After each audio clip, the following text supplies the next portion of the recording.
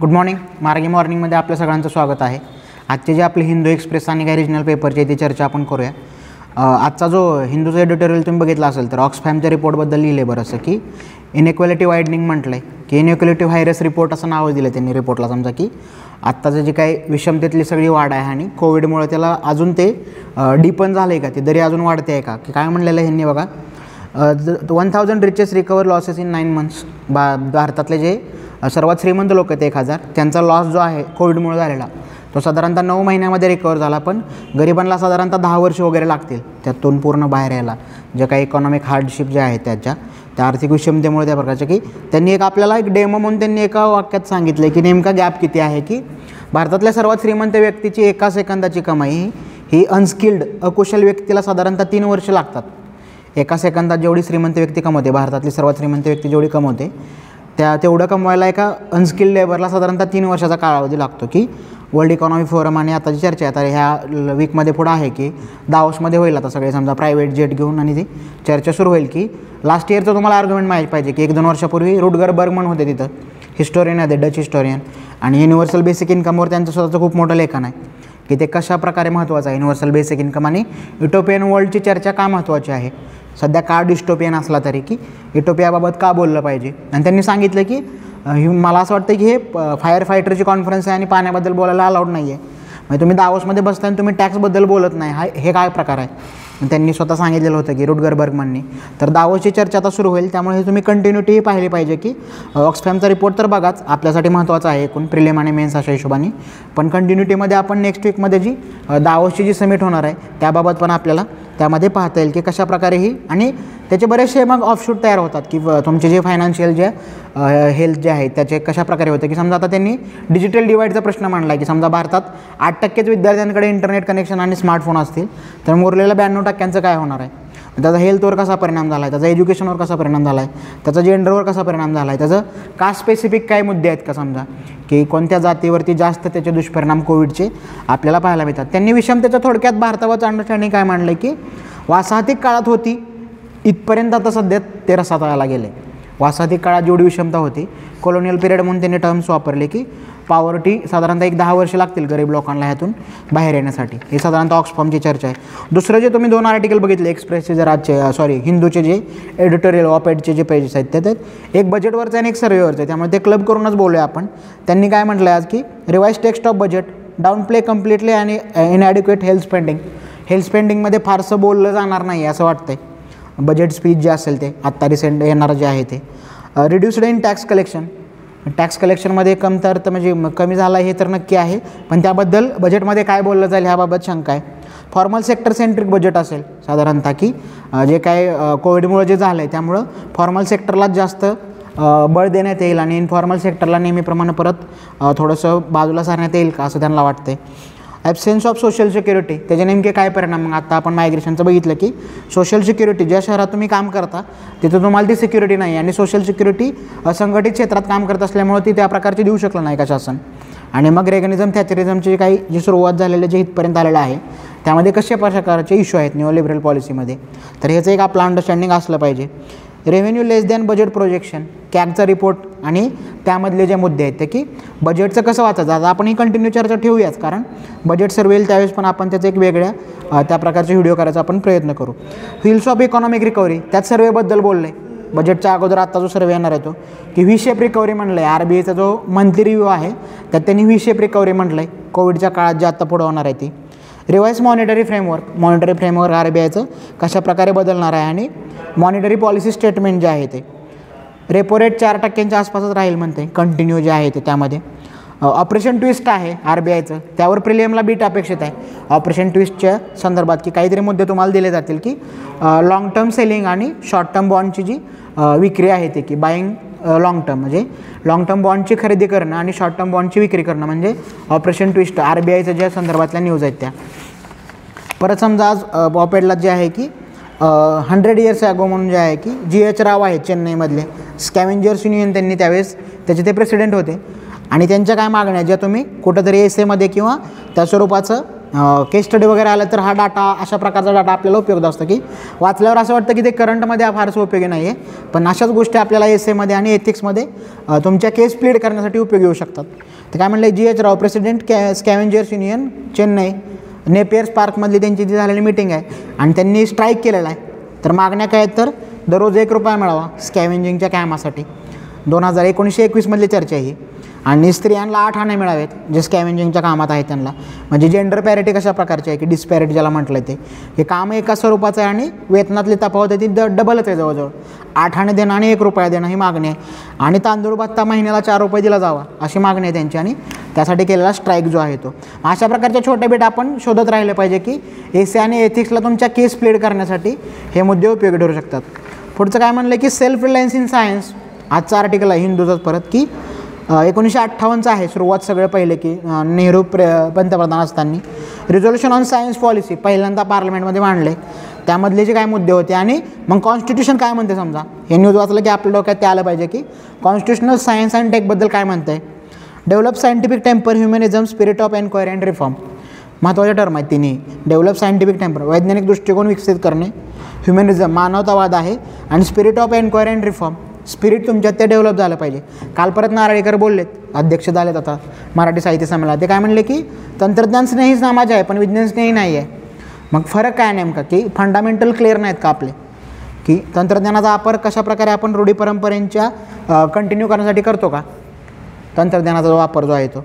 आणि मग 2020ची draft policy आहे सायन्स टेकची, जे 68 पानांचं जे डॉक्युमेंट आहे त्यामध्ये काय मुद्दे आले पाहिजेत आणि काय मुद्दे आलेले नाही आहेत हे जी चर्चा त्यांनी केलेली आहे. त्यांनी काय म्हटलं की 2% GDPचा खर्च झाला पाहिजे सायन्स टेक आणि इनोव्हेशनसाठी. पण आपलं 10 वर्षातलं मागचं आपलं ट्रॅक रेकॉर्ड बघितलं तर आपण 0.5 किंवा 0.6च्या वरती जात नाही आहे GDPच्या, जे सायन्सवरती आपला खर्च असला पाहिजे तो.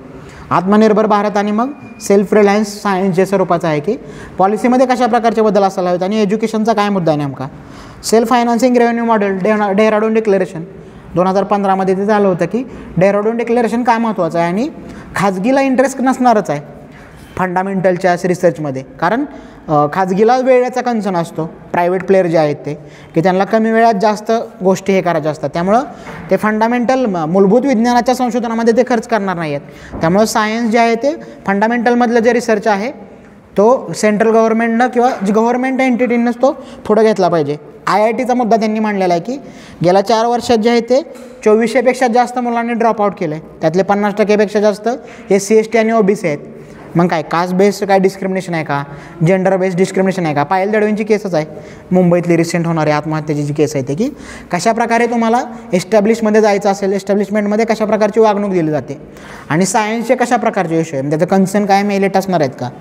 तर आपलं हे सगळं अंडरस्टँडिंग असलं पाहिजे, की जो आपला अभ्यास आणि प्लस तुमचं बेसिक समज आणि कल्चरल कॅपिटल याच्या आधारे, की ते आपल्याला क्वेश्चन पेपर, सिलेबस आणि करंट ह्याच्यामध्ये कुठं प्लेस करता येईल. आणि आपण कायम असा विचार करत राहिलं की ह्याच्यावरती प्रश्न कसा फॉर्म होईल किंवा आलेले इन्फॉर्मेशन मी कोणत्या ह्याच्यात वापरू शकतो आहे. पुढचा मुद्दा आहे एन्व्हायरमेंटचा जो आहे आजचा जो आला तो प्रिलिमसाठी महत्त्वाची बेट आहे. समजा मेयर रिव्हरबाबत चर्चा आहे, की निलगिरी डिस्ट्रिक्टचे कलेक्टर आहेत आणि त्यांनी ते कॉरिडॉर स्थापन करायचे, एलिफंट कॉरिडॉर.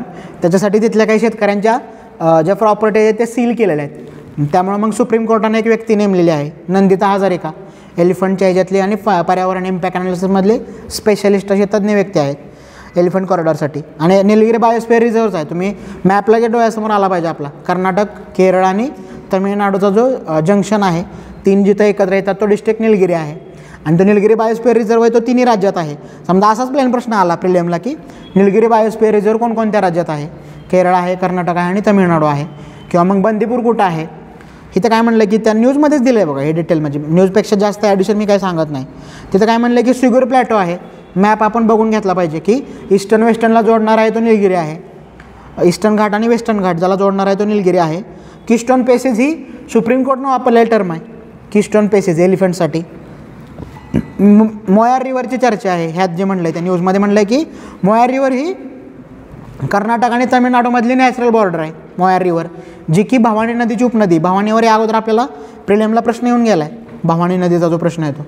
त्यामुळे मोयार रिव्हर आपण बघून ठेवली पाहिजे मॅपमध्ये, आणि ते कुठं उगम कुठं आहे आणि तिचं भवानीला कुठं मिळते आणि तमिळनाडूमधूनच वाहते का फक्त, का पुढं केरळमध्ये जाते, ईस्टर्न फ्लोईंग आहे, वेस्टर्न फ्लोईंग आहे. म्हणजे सगळी तर हंगामी आहे, बारमाही आहे, कशा प्रकारची नदी आहे. बंदीपूर आणि मुदमलाईमधली पण सीमा आहे. बंदीपूर नॅशनल पार्क आहे आणि मुदमलाई हा अभयारण्य आहे. त्यातली पण नॅचरल बॉर्डर आहे ती मोयार रिव्हरच आहे. आणि मग त्याच्या आपण सगळे एन्व्हायरमेंटल आपण सगळी एन्क्वायरी केली पाहिजे की कोणत्या प्रजाती तिथं आढळत आहे. त्यातले मग महत्त्वाचं कोण आहे, लायन टेल माकाव आहे का तिथं, समजा प्रोटेक्टेड एरिया कुठला आहे, नॅशनल पार्क कुठला आहे, अभयारण्य कुठला आहे, सँच्युरी ज्याला म्हटलं आहे ते, state river, endemic species, geographic location. तर एवढे सगळं आपल्याला एका त्या फक्त न्यूज काय आहे की नंदिता हजारिका यांना सुप्रीम कोर्टानं अपॉइंट केलं आहे एलिफंट कॉरिडॉर संदर्भात. मग कशासाठी अपॉइंट केलं आहे, तिथून आपण सगळे ह्या गोष्टी ह्या एन्क्वायरीपर्यंत पोहोचलं पाहिजे. मिसलेनियस समजा काय मुद्दे आहेत समजा आजच्या ह्याच्यात की वाटलेले की वेळेअभावी आपण फक्त त्याची फक्त हेडिंग बघू आपल्या महत्त्वासाठी असणार आहे. हरिदासपूर तेलंगणा आंध्रमधलं गाव आहे, जुना आंध्र जो आहे तो. मुलगी झाली की उत्सव साजरा केला जातो थेट. कुलकर्णी नावांचे तिथं सचिव आहेत आणि ते सरपंच आहेत. त्यांचा जॉईंट उपक्रम आहे की मुलगी झाली की उत्सव साजरा करायचा आणि जे जेंडर डिस्पॅरिटी आहे परंपरागत चालत आलेली त्याला एक वेगळं ते तोडण्यासाठी जे काम करणार आहेत ते. ओवेसींचं डिसेंट नोट आहे DNA बिल संदर्भात की DNA बिल आणि त्याचे तुम्ही कशासाठी वापरणार, प्रायव्हसी कन्सर्न काय आहेत त्याचे. तर मग ती चर्चा आपण बघितली पाहिजे की कॅबिनेट कमिटी आहेत, पार्लमेंटरी कमिटी आहेत आणि त्या बिलबाबत काय काय डिसेंट नोट देतात आणि एकूण मग ते बिलमध्ये कसं रिफ्लेक्ट होतं का रिफ्लेक्ट होत नाही आहे. तर ही चर्चा आपण पाहिली पाहिजे. फेत आज थिरुवल्लुवर यांच्याबद्दल आले परत. थिरुवल्लुवर आपल्याला GS4ला विचारून झालेत की ते जेंटल स्पीच आणि जनरॉसिटीबद्दल काय बोलतात. आपल्या समजा सिव्हिल सर्वंटच्या अंगी असणारे जे गुण आहेत त्यामध्ये कुठले असले पाहिजेत. तर हे फेथमधली ही चर्चा आपल्यासाठी उपयोगी असणार आहे. परत सुकन्या समृद्धी योजनेबाबत आज परत हिंदूमध्ये आलेला आहे की सुकन्या समृद्धी योजना त्याचे स्कीम फंडिंग पाहिलं पाहिजे. त्यानंतर पुढची आज एक्सप्रेसमधली जी न्यूज आहे की supreme court stage Bombay high court order POCSO act जो आहे तो, म्हणजे हे एक हिंदूला पण न्यूज आहे, क्लब करून बोलूया आपण याबद्दल. काय म्हणलं आहे, अंडर सेक्शन 8 ऑफ पॉक्सो होऊ शकत नाही, स्किन टू स्किन कॉन्टॅक्ट नाही आहे, त्यामुळं कपड्यावरून जर ग्रोपिंग केलं एखाद्या चाइल्डचं तर ते होत नाही असं नागपूर बेंचनं म्हणलं आहे. त्याबद्दल प्रचंड टीका झाली. वेगवेगळे संपादकीय एक्सप्रेस, लोकसत्ता सगळ्यांनी रिजनल नॅशनल पेपरने लिहून झाला आणि काल सुप्रीम कोर्टाने त्यावर स्टे दिला आहे की हे अनप्रेसिडेंटेड आहे आणि अशी चुकीची ह्यातनं पद्धत पडू शकते. नागपूर बेंचचं जे आर्ग्युमेंट आहे ते direct skin to skin physical contact जे ते कशा प्रकारे प्रॉब्लेमॅटिक आहे. के वेणुगोपाल यांनी सांगितलं की इंटेंट काय आहे. समजा आपल्यासाठी महत्त्वाचं काय की पॉक्सो ॲक्टचं आहे त्याचं इंटेंट त्यांनी स्पष्ट शब्दात दिलं आहे. पॉक्सो ॲक्टचं जर तुम्ही गॅजेट जर बघितलं समजा की स्टेटनं जे प्रसिद्ध केलं आहे ॲक्टचं जे डॉक्युमेंट आहे त्यात काय म्हटलं आहे, इंटेंट काय म्हटलं आहे, प्रोटेक्शन ऑफ चिल्ड्रन. मग कपड्याचा काय संबंध आहे त्यात, प्रोटेक्शन ऑफ चिल्ड्रनच महत्त्वाचं आहे, इंटेंट महत्त्वाचा आहे तुमचा. आणि 3 ते 5 वर्षाची शिक्षा आहे सेक्शन 8 अंतर्गत जर तुम्ही त्या प्रकारचं वर्तन गैरवर्तन केलं तर. आणि ह्यांनी काय म्हटलं आहे, नागपूर बेंचने काय म्हटलं आहे की हे पॉक्सो अंतर्गत येत नाही पण IPC 354 अंतर्गत येतं, पण त्यासाठी 1 वर्षाची तरतूद आहे. चिल्ड्रन आणि इतर जे आहे ते मग 354 आहे IPC मधलं जे आहे ते. पॉक्सो ॲक्टकडे कशाकडे बघितलं पाहिजे. आपल्याला यावर प्रश्न काय येऊन गेलेत, चाइल्ड इंटिग्रेटेड डेव्हलपमेंट येऊन गेलेला आहे. त्यानंतर provision for national child policy येऊन गेला आहे, नॅशनल चाइल्ड पॉलिसी. प्रिलिम्सलाच पण अशा बीटी येऊ शकतात की कोणकोणते म्हणजे कायद्याबाबत ते घुसलेच आहे. म्हणजे आता एन्व्हायरमेंटबाबतचे प्रश्न तुम्ही बघितले असतील तर ते कायद्यातलं ॲक्च्युअल कायद्याचं जे स्टेट डॉक्युमेंट पब्लिश करतं त्यातलेच काही विधान दिलेत थेट पहिल्या आणि दुसऱ्या पेजवरचे की इंटेंट काय आहे, कोणत्या प्रकारे कुठं लागू आहे काय. म्हणजे प्रश्न विचारण्याची पद्धती बदलली हे नक्की आहे ह्याच्या संदर्भात कायद्यासंदर्भात, त्यामुळे आपल्यासाठी महत्त्वाचं आहे. दुसरी परत ज्युडिशरी संबंधित न्यूज आहे. You can't hurt religious sentiment. Supreme Court तांडवचा जो आता एपिसोड आहे त्यावरून चाललं आहे की त्यांचं असं मत आहे की जो आक्षेपार्ह भाग होता तो आम्ही कट केला आहे, त्यासाठी अपॉलॉजी पण मागितली आणि मग आता ते हे करून द्यावं. आणि वेगवेगळ्या ठिकाणी FIR त्यांच्या झालेच हे, तर प्रत्येक ठिकाणी त्यांनी जावं का त्या क्लब कराव्यात. अर्णव गोसावी केसचा रेफरन्स दिला आहे. फली नरिमन स्वतः पिटिशनरच्या बाजूने लढत आहेत. Statement of character cannot be attributed to actor in person. ह्यांचं आर्ग्युमेंट तांडवमध्ये जे काम केलेलं समजा जिशान आयुवांचे जे कौन्सिल आहेत त्यांनी काय म्हटलं आहे की कॅरेक्टरच्या तोंडून जे बोललं जातं आहे एखाद्या मालिकेमध्ये, चित्रपटामध्ये, सिनेमामध्ये, वेबसिरीजमध्ये ते तुम्ही त्या पर्सनला नाही जोडू शकत. रिअल लाईफमधल्या ते कॅरेक्टर शिव नावाचं काहीतरी कॅरेक्टर आहे आणि त्याचं तुम्ही जिशान आयुबला नाही त्यासाठी आपण हे करू शकत. तर ते कोर्टचं आर्ग्युमेंट नाही आहे, ते मान्य केलं नाही कोर्टनं आर्ग्युमेंट की तुम्ही रिलिजियस सेंटिमेंट हर्ट करू शकत नाही. आणि फ्रीडम ऑफ स्पीच अंतर्गत हे सगळं चाललेलं आहे. 19(1)(a) ह्या नावांची चर्चा आहे ती. ते म्हणलं की right to freedom of speech is not absolute. Supreme कोर्टाचं म्हणणं आहे की TT अँथनी जी केस आहे TT Anthony versus state of केरळाचा रेफरन्स दिलेला आहे. ह्यांना कशा अंतर्गत अटक केली आहे, समजा वॉरंट निघालं आहे 4 लोकांबद्दल, गौरव सोळंकी, जिशान आयुब आणि ॲमेझॉन प्राईमचे काही लोक आहेत. त्या म्हणलं की 153 295 501 1B 4 जणांना ह्या अंतर्गत वॉरंट केले. IPCचे जे वेगवेगळे कलम आहेत ते. मग आपल्याला येऊन गेलेला प्रश्न काय, फ्रीडम ऑफ स्पीचचा आहे की what do you understand by freedom of speech and expression. 2014चा प्लेन प्रश्न आहे. आणि ह्याच्या अंतर्गत हेड स्पीच येतं का, तुमचं कन्सर्न माहितलं आहे की हेड स्पीच आला म्हणजे जरी ऑफेन्सिव्ह झालं. 2009ला परत विचारलेला प्रश्न आहे की फ्रीडम ऑफ स्पीचमध्ये ऑफेन्सिव्ह दुसऱ्याच्या सेंटिमेंट हर्ट करणारं असलं तरी ते फ्रीडम ऑफ स्पीचमध्ये असणार आहे का. आता परत म्हणजे फर्स्ट अमेंडमेंटची पण चर्चा आहे. समजा ट्रम्पचं जे ट्विटर बॅन केलं होतं त्या अनुषंगानं की फ्रीडम ऑफ स्पीच काय आहे की हा पण मुद्दा आहे. ज्युडिशरीचा कन्सर्न महत्त्वाचा आहे की ज्युडिशरींची एक मोठी परिषद भरते वार्षिक, जे लोक जज आहेत त्यांचे, आणि त्यात खूपशी चर्चा झाली होती की फ्रीडम आफ्टर एक्सप्रेशन असलं पाहिजे. फ्रीडम ऑफ एक्सप्रेशन आहेच, तुम्ही बोलू शकता काय होते, फक्त बोलल्यानंतर तुम्हाला त्या संदर्भाचं फ्रीडम आहे का, की तुम्हाला मग थेट तुम्ही जेलमध्ये जाऊ शकता का, किंवा स्टेट कशा प्रकारे तुमच्याकडं हे करू शकतं, किंवा मशिनरी जी आहे ती स्टेटची ते कशा प्रकारे ट्रीट करते तुम्हाला. की फ्रीडम ऑफ एक्सप्रेशन एवढंच महत्त्वाची गोष्ट आहे. फ्रीडम ऑफ आफ्टर एक्सप्रेशन, एकदा मी एक्सप्रेस केलं त्यानंतर स्टेट काय काळजी घेते आहे का माझ्या सिक्युरिटीची, का त्यानंतर फारसे आपले हे केले जात नाही. तर त्यामुळं फ्रीडम ऑफ एक्सप्रेशन आणि फ्रीडम आफ्टर एक्सप्रेशन हा एक्सपेक्टेडच आहे आपल्याला. मेन्समध्ये पण अशा प्रकारचे आपल्याला विचारलं जाऊ शकतं की फ्रीडम ऑफ एक्सप्रेशनबद्दल तुमचं आर्ग्युमेंट कशा प्रकारचं आहे, अंडरस्टँडिंग. जेल टुरिझम मागे पण मार्गिंग वॉर्निंगमध्ये चर्चा केली होती. आज त्याच्यावर डिटेल एक्सप्लेन आलेलं आहे. 1866 हे रोडाची स्थापना आहे. ते पहिला आहे ते बायखाळा आहे. 1839-40ला स्थापन झालेलं आहे ते. इथं काय म्हणलं आहे की स्वतंत्रपूर मुक्त तुरुंग 2 आतमधली जी चर्चा आहे ती की मुक्त तुरुंगाची जी कल्पना आहे, स्वतंत्रपूर जे आहे तो औंध संस्थांमधला होता एपिसोड तो, बळवंतराव पंतप्रतिनिधी. गांधीजी 1922-24 1932-33 2 वेळा एरोडा जेलमध्ये आहेत. गांधी यार्डच आहे एरोडा जेलमध्ये, तुम्ही जर बघितलं असाल कधी तर, किंवा आता टुरिझमच्या नावांची चर्चा आहे की तिथं भेट देणं जे आहेत पर्यटकांनी. गांधी यार्ड ते आंब्याचं झाडच आहे तिथं, ज्याखाली पुणे कराराचे स्वाक्षरी झाले होते. 1932 आंबेडकर आणि गांधीजी यांच्यामधला जो करार आहे तो. पंडित नेहरू 1930मध्ये होते. पटेल 1930 आणि 1932-33मध्ये होते. टिळक 1898-99 राजद्रोहाचा खटला आहे, त्याच्या अगोदरची जी केस आहे ती प्रक्षोभक लेखनासाठीची, त्यासाठी एरोडा जेलमध्ये होते. बोस 1936मध्ये होते. मोतीलाल नेहरू 1930मध्ये होते आणि सरोजिनी नायडू 1940मध्ये होते. त्यानंतर मँगो ट्री आणि गांधी यार्ड, फाशी यार्ड आणि टिळक यार्ड. चापेकरांना तिथंच फाशी दिलेला आहे. 1899ची घटना आहे. 97ला रँडचा वध आहे आणि 99ला जे आहे तो गजाआडचे दिवस. बाळ ठाकरेंची आता चर्चा आहे समजा उद्घाटनाच्या संदर्भात जे वाचून दाखवलेलं आहे. बाळ ठाकरेंनी लिहिलेलं पुस्तक आहे की गजाआडचे दिवस जे आहे ते. त्यानंतर पुढची न्यूज आहे ecological is political. Mansare argument आहे त्यांचा की इकॉलॉजी की आपण अँथ्रोपोसिन एरामध्ये आलो आहे का आपण, होलोसिन सोडून. आपली जॉग्राफी NCERTमधली चर्चा आहे की एरा कशा प्रकारे डिवाईड केलं आहे. आणि तुम्ही जे काय कराल आत्ता सध्या ह्युमन काइंड जे म्हटलं आहे ते, त्यानं कुठलीही गोष्ट करू द्या, त्याचा हिस्ट्री प्लॅनेटरी ह्याच्यावर फरक पडणार आहे. पृथ्वीच्या इकॉलॉजीवरच त्याचा फरक पडणार आहे. इथपर्यंत आपण पोचलो आहे. आणि त्यांनी सांगितलेलं काय की 30 वर्षात पृथ्वीचं पॉप्युलेशन निम्म व्हायला पाहिजे, किंवा मग लोकांनी तरी ॲस्केटिक स्वरूपाचं लाईफ जगायला पाहिजे, विरक्त स्वरूपाचं, तरच आपलं सस्टेन होऊ शकतो का आपण. इकॉलॉजिकल इज पॉलिटिकल काय म्हटलं त्यांनी. केन्सियनिझम आणि कॅपिटलिझम त्याच्यामुळे इथपर्यंत आलो आहे का आपण.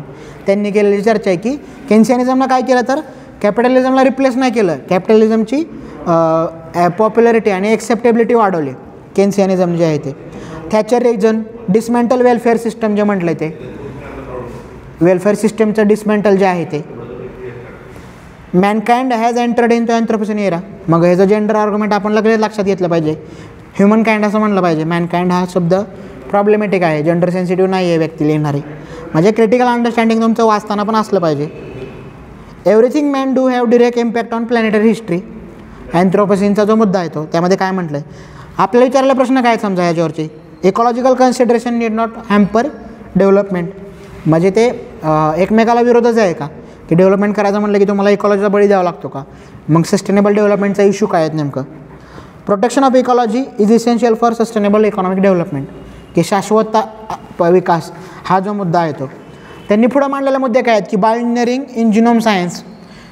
डिझायनर बेबींची चर्चा सुरू झालेली आहे, ॲक्च्युली सुरू झालेली आहे डिझायनर बेबींची चर्चा जी आहे ती. न्यू फॉर्म ऑफ पॉलिटिकल मसी ह्या त्यातनं होईल का. आता नवीन माणूस घडवायचा तो असा घडवायचा आहे की ज्याच्या इकॉलॉजिकल फूटप्रिंट कमी असतील, म्हणजे त्याचं प्रोटीन म्हणजे त्याचा जो कन्झ्युम करणार आहे ते कमी असेल, ज्या आधारे इकॉलॉजिकल फुटप्रिंट कमी असतील. त्याला त्यांनी वापरलेलं संज्ञा आहे जेनेटिक बॉम्ब आहे. फ्रेंच फिलॉसॉफरने वापरलेलं टर्म आहे की हे जेनेटिक बॉम्बच पुढे जाऊन सिद्ध होणार आहेत जे आहे त्यातनं. की new human smaller ecological footprint, ecological impact and justice ह्याचं नेमकं रिलेशन काय, की समजा सर्वांना सर्व मिळावं हे जर असं असेल तर मग त्याचा पृथ्वीवर काय ताण येणार आहे, संसाधनावर, पर्यावरणीय संसाधनावर कशा प्रकारचा ताण येणार आहे, आणि ग्लोबल पॉप्युलेशनची जी चर्चा आहे. इकॉलॉजी हा परत म्हणजे 93ला येऊन गेलेला आहे, पण परत इकॉलॉजी हा 120-25 मार्काला एस म्हणूनच ब्लो होऊ शकतो. इकॉलॉजीची जी चर्चा आहे ती आता सगळं कोविडच्या काळातले की बरेचसे आपण समजा महिनाभर 6 महिने सगळं बंद होतं, तर परत सगळे डॉल्फिन नदींमध्ये आले, कुठं अस्वल दिसायले, प्राणी माकड दिसायला लागले. ज्या जागा माणसानं क्लेम केल्या होत्या त्या प्राण्यांनी निसर्गाने नंतरही क्लेम केल्या का कोविडच्या काळात जे आहे ते. पुढचं काय म्हणलं आहे, ऑपेड जे आहे आजचं एक्सप्रेसचं जे पंजाब की बात, काँग्रेसचे नेते आणि खासदार आहेत स्वतः त्यांनी लिहिलेलं आहे, तिवारी जे आहेत ते. पंजाब काय म्हणलं आहे, दिल्ली ते अमृतसरपर्यंत होतं, नंतर मध्ये हरियाणाचं तुम्ही क्रिएशन केलं, पूर्वी हिंदुस्थान हिमाचल प्रदेश पण त्यात होता, पेशावरपर्यंत पंजाब होतं, त्याच्या अगोदर खैबरपर्यंत होतं 1901च्या अगोदर. 10वं शतक ते 18वं शतक त्यांनी काय म्हणलं की 70 इन्व्हेडर आलेत खैबरमधून जे आहेत ते. खादा पिदा लयदा बाकी अहमद शाहेदा, ही जी फ्रेजच आहे तिथं समजा प्रोवर वापरलं जातं की जे खातं पितो तेच आपलं आहे, बाकी अहमद शहाचंच आहे. म्हणजे त्याचे लुटणं जे आहे ते स्वाऱ्या वेगवेगळ्या ज्या आहेत त्या अब्दालींच्या, त्यामध्ये म्हणलं आहे की खाता पिदा लायदा बाकी अहमद शाहेदा, म्हणजे बाकी सगळं अहमद शहाचंच आहे. मग त्यातनं ते फायटिंग स्पिरिट त्यामुळं आलं आहे का, ते जॉग्राफीमुळं की कंटिन्युअस इन्व्हेडर आहेत. 70 इन्व्हेडर यांनी चर्चा केली आहे, किमान 70 आहेत. अब्दाली आणि पाकिस्तानच्या मिसाईलचं नाव आहे अब्दाली. मग हे कसं प्रॉब्लेमॅटिक आहे, कारण पाकिस्तानमधला जो पंजाब प्रोव्हिन्स आहे तिथून पण अब्दालींनी फारसं लुटून नेलं आहे. अब्दाली आहे तो अफगाणचा आहे, पाकिस्तानचा नाही आहे. वर्ल्ड वॉरमधलं काय आहे समजा 5 लाख पंजाबी आहेत, शीख लोक जे आहेत ते वर्ल्ड वॉर 1मध्ये ब्रिटिश आर्मीमधले. वर्ल्ड वॉर 2पर्यंत ते 10 लाखापर्यंत गेले. मग हे कुठून आलं आहे, 1857च्या नंतर मार्शल रेस थेरी मांडली. म्हणजे पंजाबचं जे कॉन्ट्रिब्युशन आहे तुमचं ह्याच्या नेशन बिल्डिंगमधलं, त्यानंतर मग ग्रीन रिव्हॉल्युशन आहे. मग ते कंपल्शन होतं का, KPS गिले यांची चर्चा होती EPWमध्ये, त्यांनी लिहिलं होतं की नेशनसाठी तुम्ही स्टेट बळी दिलं आहे का, की ना कॅन्सर ट्रेनपर्यंत तिथपर्यंत सुरुवात झाली की ग्रीन रिव्हॉल्युशनचे काय नेमके मुद्दे आहेत. आता रिसेंट तुम्ही फार्मर प्रोटेक्टच्या निमित्तानं जर चर्चा बघत असाल तर प्रिंटला एक ॲग्रोनॉमिस्ट आहेत, ॲग्रिकल्चर इकॉनॉमिस्ट, त्यांनी सांगितलं आहे की लवकरात लवकर गहू आणि तांदळाची शेती गंगा दोआबमध्ये हलवा म्हणून, कारण पंजाबमध्ये ते इथून पुढं शक्य नाही आहे. मग त्यातनं नंतर ते होतं आहे का, म्हणजे चिट्टा उडता पंजाबपर्यंत हेच गेलं आहे का सगळं, पंजाबची जी चर्चा आहे ती. पार्टिशनमध्ये उजारा म्हणतात, बटवारा म्हणत नाहीत, उजाडले सगळं. पार्टिशनला बटवारा हा शब्द नाही आहे, पंजाबी लोक जे वापरत आहेत तो शब्द बटवारा आहे. बटवाराऐवजी उजाडा की उजडलं सगळं, बटवारा म्हणजे फाळणी फक्त नाही आहे. लाल बहादूर शास्त्री आणि संत फतेहसिंग अकॉर्ड आहे 1965चा. आणि मग पंजाबी भाषिकांसाठी वेगळा सोबत, त्यातून पंजाबची जी निर्मिती आहे त्याची डिटेल चर्चा दिलेली आहे त्यांनी, की creation of Punjabi speaking state. 3 अटी घातलेल्या फतेहसिंगनी, ज्या शास्त्रीजींनी मान्य केलेल्या आहेत. ओपन एंडेड पब्लिक प्रोक्युरमेंट आणि assured price for agri produce, म्हणजे MSPची सुरुवातच आहे इथून 1905. ह्यानंतरच फूड कॉर्पोरेशन ऑफ इंडियाची स्थापना आहे, महामंडळ जे आहे ते अन्नधान्याचं. MSPची सुरुवातच त्यांनी म्हणलेलं आहे तिवारींनी जे आहे ते, की पंजाबचं जे आहे आत्ता किती कमवत होतो, साधारणतः 4,000 ते 10,000च्या आसपास आहे. म्हणजे दोन्ही हार्वेस्ट चांगले गेले आणि MSP मिळाली तर एका कुटुंबाचं मासिक कमाई किती आहे, तर ते 4,000 ते 10,000मध्ये फ्लक्च्युएट होते म्हणून त्यांनी सांगितलं आहे. मग ह्याबाबत काय म्हणलं, गुरुद्वारा कमिटी आहे, बब्बर खालसा मुवमेंट आहे, 84च्या आणि खलिस्तान ह्याची चर्चा आहे, आणि आत्ता बरीचशी फार्मरची ह्याच्या अनुषंगाने असणारी चर्चा आहे. त्यामुळे मेन्सला एक्सपेक्टेड प्रश्न कशा प्रकारचे असू शकतात, आपल्याला विचारलं आहे, गुरुद्वारा रिफॉर्म मुवमेंट विचारले आहे, बब्बर खालसाबद्दल विचारून झालं आहे. एक्सपेक्टेड काय आहे की पंजाबचं ॲग्रिकल्चर, ग्रीन रिव्हॉल्युशन आणि पंजाबचं आत्ताचं स्वरूप जे सोशो इकॉनॉमिक जे अनरेस्ट आहे तिथला, त्याकडे कशा प्रकारे बघितलं पाहिजे, हा साधारणतः आपला मेन्सचा कन्सर्न असणार आहे. पुढं काय म्हणलं आहे, आझाद यांचं आर्टिकल आहे आजचं, नो रिपब्लिक फॉर वुमन, आणि त्यांनी NCRBचा डाटा दिला आहे सरळ की 2019मध्ये आहे ते साधारणतः 4 लाखापेक्षा जास्त आहेत क्राईम अगेन्स्ट वुमन, आणि त्यामध्ये दलित अगेन्स्ट किती आहेत, 11% जास्त रेप आहे ते दलित वुमेन अंतर्गत आहेत. आणि मग UP कसं टॉप आहे क्राईममध्ये सगळीकडे, की crime against woman, dowry death, acid attack, child संदर्भात चाइल्ड अब्यूज जे आहे ते, किडनॅपिंग, अबडक्शन ऑफ वुमन, म्हणजे UP जे आता सगळं लव जिहादच्या अनुषंगांची सगळी चर्चा आहे आणि लॉ अँड ऑर्डरचं कशा प्रकारे हाथरस आणि बदामीचा इन्सिडेंट त्यांनी दिलेला आहे. कल्चरबाबत पुढं काय म्हणलं आहे समजा रिसेंट आता ह्याचे जे आहे की रामसेतूबाबत एक नवीन टीम नेमली आहे आणि रामसेतूचं ॲक्च्युअल टायमिंग काय आहे की ते बनायचं त्याबाबतची चर्चा सुरू आहे सध्या की 2 महिने साधारणतः मार्च एंडला ह्याचा रिपोर्ट येईल. त्यांनी सांगितलं की नॅशनल इन्स्टिट्यूट ऑफ ओशनोग्राफी आहे गोव्यामधली त्याच्याकडे काम सोपवलेलं आहे की कार्बन डेटिंग आहे. कार्बन डेटिंगवरचे प्रश्न अगोदर आपल्याला 2 वेळा प्रिलिममध्ये विचारून झालेत आणि त्याचा ते वापर करणार आहेत की रामसेतू किंवा ॲडम्स ब्रिज ज्याला म्हटलं गेलं आहे त्याचं ॲक्च्युअल एज कधीचं आहे. कालच्या पेपरला होतं समजा 19-20 वर्षापूर्वी समुद्र पातळी तेवढी नव्हती आणि ॲडम्स ब्रिज हा फिजिकली वरती दिसत होता आणि श्रीलंका हा पार्ट होता का मग द्वीपकल्पाचा थेट भूमीनं जोडलेला 19 ते 20 वर्षापूर्वी. आता सगळी चर्चा कशामुळे आहे तर अंटार्क्टिकामधलं बर्फ वितळते आणि समुद्र पातळी वाढते आहे समुद्र जी स्तर आहे तो आणि तो कसा होता 20,000 वर्षापूर्वी ते कालची चर्चा होती. द्वारका एन्शियंट हार्बर ह्याच्या अगोदर त्यांनी तयार केलेला जो डाटा आहे तो द्वारकेबाबतचा तर ते एन्शियंट हार्बर होतं याचे पुरावेच मिळालेले आहेत. ते पण हाच ओशनोग्राफीचे इन्स्टिट्यूट आहे त्यांनीच केलेलं आहे. ह्यासाठी वापरलेले काय आहे समजा सिंधू साधना व्हेसल आहे मग INS सिंधू साधना नाव आहे मग आपण लगेच नावं बाकीचे पण घेतले पाहिजे की गस्ती नौकांची नावं काय आहेत पाणबुड्यांची नावं काय आहेत आणि विमानवाहू नौकांची नावं काय आहेत तटरक्षक दलाच्या नौका कुठल्या आहेत पेट्रोल व्हेसल कुठलेल्या आहेत आणि लढाऊ कुठले आहेत. म्हणजे एक आलं तरी आपल्याला बाकीचे अंडरस्टँडिंग असलं पाहिजे की रामायणामध्ये काय म्हणलं आहे समजा ॲडम्स ब्रिज किंवा रामसेतूबाबत जे आहे ते. आणि कल्चरल आपला अंडरस्टँडिंग काय आहे की NCERTमध्ये थीम्सच्या ज्या चर्चा आहेत त्यामध्ये virus their variant and vaccine हे कंटिन्यूअस चर्चा चालू आहे बघा. काल तुम्ही बघितलं असेल तर शेखर मांडेंचं मुलाखत आली होती आज परत त्यांचं आर्टिकल आलेलं आहे आणि व्हेरियंट कशा प्रकारे यांनी सांगितले की कोवॅक्सिन जे आहे भारत बायोटेकची ती उपयोगी आहे परंतु अजून काही व्हेरियंट येण्याची शक्यता आहे त्यामुळं रिसर्च हा कंटिन्यू राहील. व्हायरसबाबतचा आहे तो की म्युटंटची चर्चा आहे म्युटेशनची चर्चा आहे की व्हायरस कशा प्रकारे रिप्लिकेट करतं जिनोम जे एडिटिंग आहे DNA आणि RNAचं जे रिप्लिका कशा प्रकारे व्हायरस तयार करतं आणि फ्रेश वॅक्सिन व्हेरियंटसाठी आपल्याला बनवायला लागणार आहे जे आर्ग्युमेंट आजचं आहे ते. त्यानंतर काय म्हणलं आहे creating social network without any central authority. ट्रम्पमुळे ही चर्चा परत आहे बघा की व्यक्ती ती समजा ठीक आहे की लोकशाहीला घातक आहे असं आर्ग्युमेंट आहे त्यांचं आणि त्यासाठी जॅक डॉर्सींनी ते बंद केलं समजा त्यांचं ट्विटरचं अकाउंट आहे. त्यानंतर फेसबुक इंस्टाग्राम आणि यूट्यूब यांनी पण बंद केलं. हे केस म्हणून मान्य आहे आपल्याला पण प्रोसिजर काय आहे तुम्हाला प्रोसिजर महत्त्वाची आहे की उद्या कुणाचंही बंद करू शकता का असं ह्या बिग टेक जायंट ज्या आहेत त्या आणि मग ते कसं प्रॉब्लेमॅटिक आहे समजा म्हणजे जे डेमोक्रेसीच्या बाजूने आहेत ह्यांचं जर उद्या अकाउंट बंद केलं तर जे आत्ता लोक ह्या निर्णयाचं पाठराखे आहेत ते राहतील का. म्हणजे केस म्हणून ठीक आहे केस स्टडी म्हणून आत्ता ठीक आहे समजा आता सुरुवातीला की ट्रम्प यांचं जे आर्ग्युमेंट आहे ते की तो जो कॅपिटल हिलचा एपिसोड आहे तो पण आपण आपलं अंडरस्टँडिंग हे प्रोसिजरला असलं पाहिजे की असा अलाव करता कामा नये टेक कंपन्यांना की तुम्ही एखाद्या व्यक्तीच्या सोशल मीडिया अकाउंटवरती जो अनप्रेसिडेंटेड तुमचा जो होल्ड आहे की ते बंद करणं आणि त्याला कट ऑफ करणं पूर्ण ह्याच्यापासून जे त्याचे प्रॉब्लेम कशा प्रकारचे आहेत. आणि त्यामुळं मग बिटकॉईनमधनं नवीन चर्चा आली. बिटकॉईन जे आहे ते कोणाच्या मालकीचं नाही आहे आणि ब्लॉकचेन जी टेक्नॉलॉजी आहे की ते डिसेंट्रलाइज आहे त्याच्यावर एकच ऑथॉरिटी नाही आहे जे सगळं कंट्रोल करेल.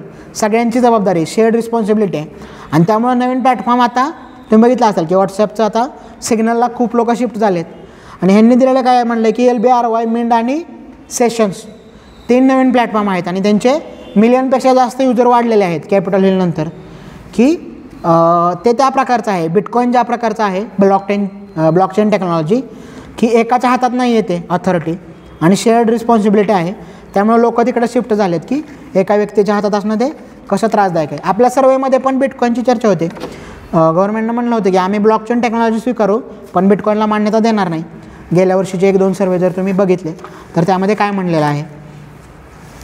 लोकसत्तामधली चर्चा काय विविधतेत एकता आजचा अग्रलेख जो आहे तो त्यात परत पंजाबबाबत डिटेल चर्चा केलेली आहे. पंजाब परत हॉट टॉपिकच राहणार आहे आता हे सगळ्या चर्चेमुळं. कालचा एपिसोड आणि एकूणच 2 महिन्यांचा जो प्रोटेस्ट झालेला तो. नागरिकांची वैशिष्ट्य पंजाब हरियाणा शारीरिक सक्षमता सौष्ठव शस्त्रूवर अंगावर घेण्याची मानसिकता आणि मग हे परत तिथंच आहे का म्हणजे पंजाब पाकिस्तान आर्मी आहे आणि इंडियन आर्मी आहे तर ते कायम त्यांच्यामध्ये त्या प्रकारचं हे चाललेलं असतं का की होल्ड जो आहे तो पंजाब प्रांताचा पाकिस्तानवर असणारा होल्ड आहे आर्मीमुळे असणारा तो.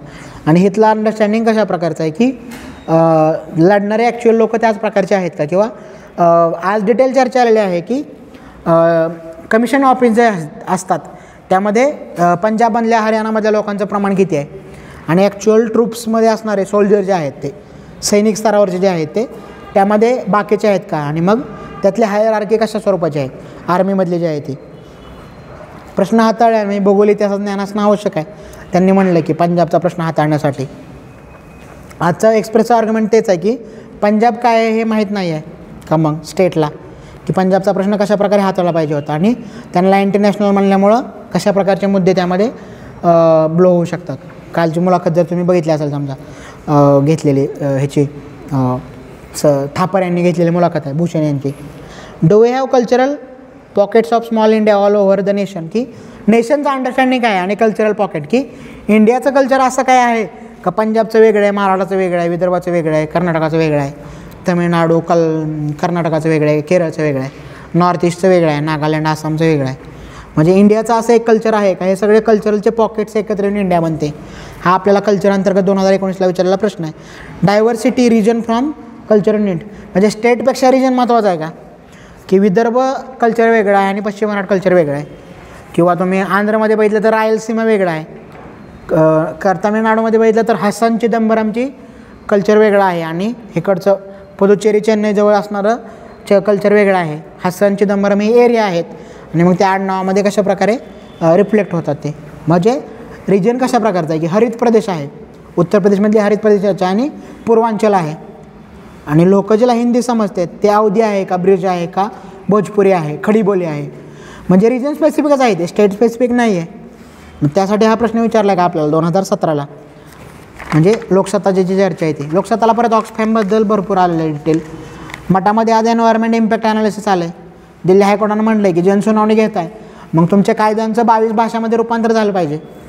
स्टेट जे काय म्हणत आहे पर्यावरणाबद्दल ते लोकांना कळलं पाहिजे, आणि त्यासाठी 8व्या परिषदेतल्या ज्या 22 भाषा आहेत त्या प्रत्येकामध्ये त्याचं ट्रान्सलेशन लेमॅनसाठी उपलब्ध पाहिजे, सामान्य माणसासाठी.